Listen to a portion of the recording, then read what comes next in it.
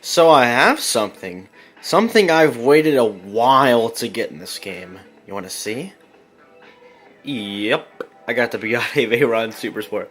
And no, I did not use any hacks. This is pure me going through Frem using all, like, the Frem, the little traffic thing to use to get money. Did that.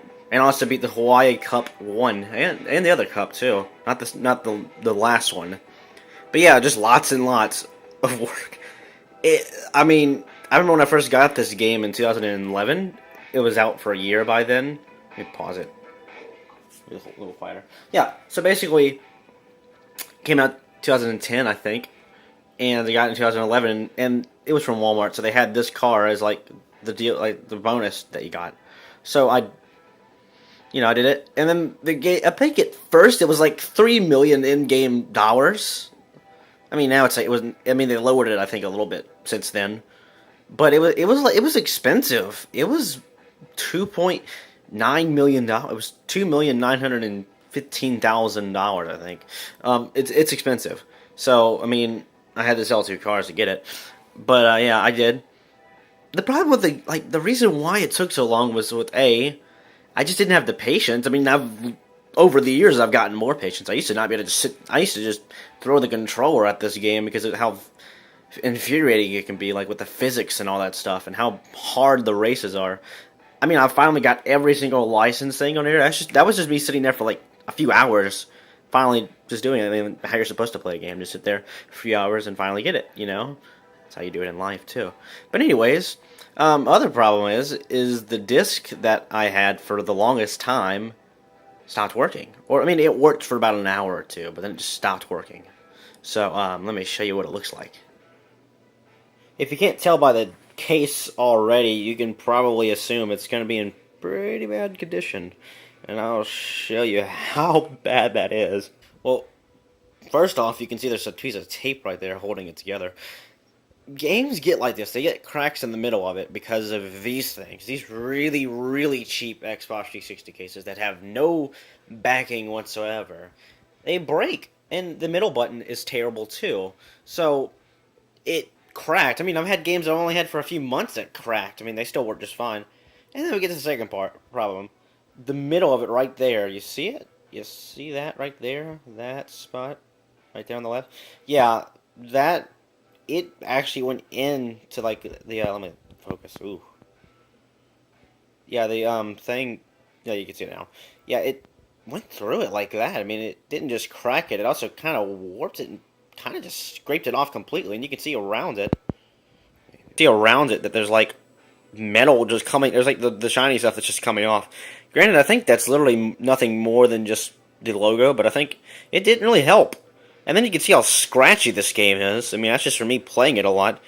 And probably throwing the disc when I was a kid.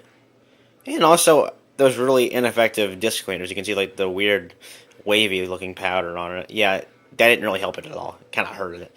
So, longest I've been able to, besides when it was brand new, like when it was like this, the longest I've been able to play it was, like, 5 hours. And it would stop working. And then I had to shut off the console, put it back on, because it just didn't work. So, finally, like about a week ago, after, oh god, waiting for so long, I finally just got $20. Well, I asked for somebody for $20 actually, and got a digital code and just got got the digital game right there. So now I don't have to worry about that. So that fixed some of the issues I had with the game, where it would just, well, not really any of them. It's still just as glitchy as it was before. It's just a little bit less glitchy, I think. Some of the problems I had, as you can hear it, that's a terrible, terrible case right there. But yeah, that was problem number 2. So first problem, I had no patience and the game was hard. Second problem, the disc was broken. So besides that, we go to another problem. The races in this game are, okay, for one thing, they don't give you anywhere near as much money as you would get in the first game. Like the first game, they had races that would give you $100,000 just for beating them, and they were really short. No, not even joking. One of them gives you $80,000, and it's literally an Alfa Romeo race. You use the AC, and you would literally just drive down the interstate for 2 miles, and you'd get $80,000 for it. On here, you could have a race that probably would take a good 10 minutes and only give you $5,000. Good thing to have the frame system. If that didn't exist, you'd be screwed in this game. But no, they do have that.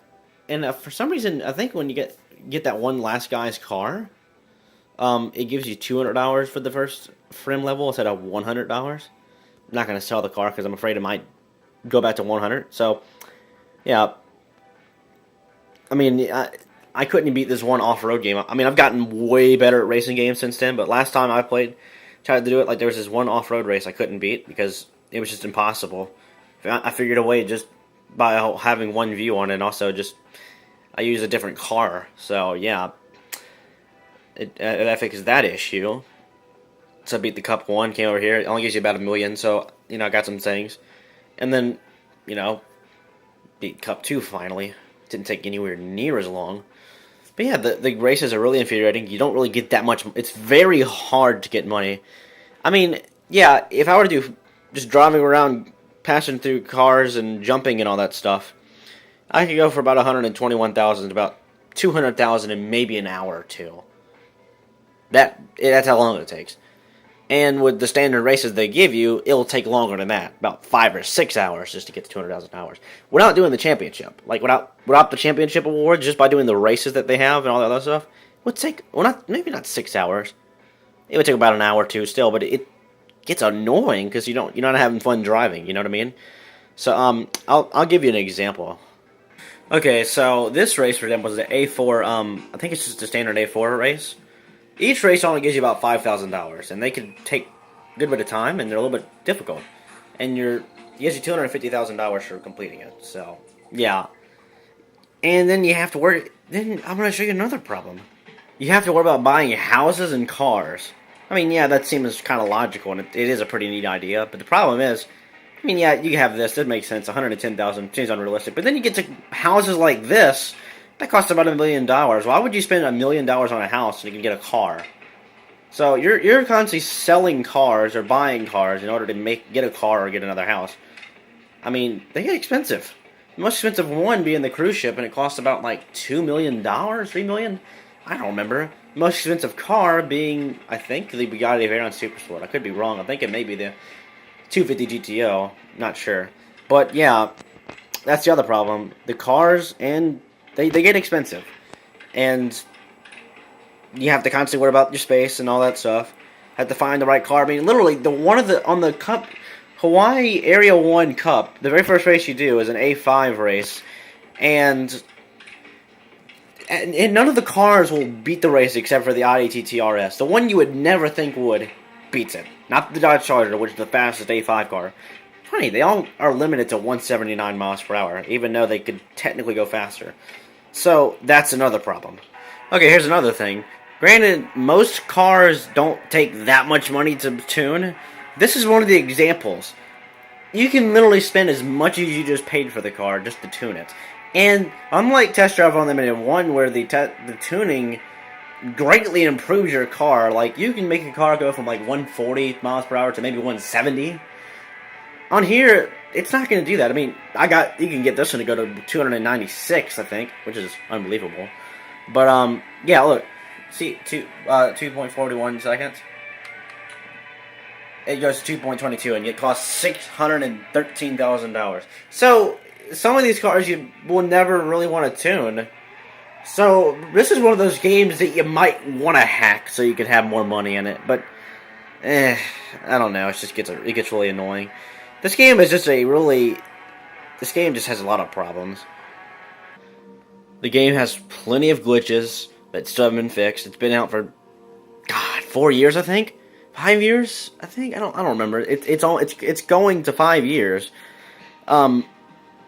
It's being supported on PC by the community, but not by people that actually work at Atari, because remember they went out of business and everything. Eden Games are just no more anymore. So yeah, this game is really glitchy still. Most of the game breaking bugs have been fixed, but there's still a few annoying glitches, like the sound glitches and all that stuff are very annoying. They haven't fixed the physics whatsoever. They fixed the sound, at least the car sounds. They sound much better since they did that one update, but they still sound, yeah. There's just a lot of problems. I mean, if you want a challenging game that's still kind of fun to play, then I would get this. But if you want a game that's really realistic or has no problems, or you want easy money, this game ain't gonna do it. This is a game that you have to sit down, learn to play. I mean, not really learn to play, but sit down, try to know how to get over its flaws, suck it up, and try to race. That's all I can say for this game. You're going to be sitting there trying to beat this game, and I mean, I'm getting pretty close to winning. I mean, I have the A1, the two A1 championships, and then the final, and then I'll have beaten all the single player races. Of course, you can't really do the multiplayer races because nobody's online unless you get the PC version. But honestly, I think the PC version of TDU1 has more people online than this one. So, yeah. Basically, it's kind of a fun game. It looks fun. It is kind of fun, to be honest, but it's not really great. It's worse than The Crew. The Crew was a better game. It's definitely not as good as the first TDU. All three of those games are kind of mediocre, to be honest. They all have flaws. This one being, it's just too damn difficult for what you're getting. So, yeah. I'm glad I finally got the Bugatti Veyron on Super Sport. You will not believe how long it took, which I just told you. So, yeah, like maybe I can show a replay of it or something.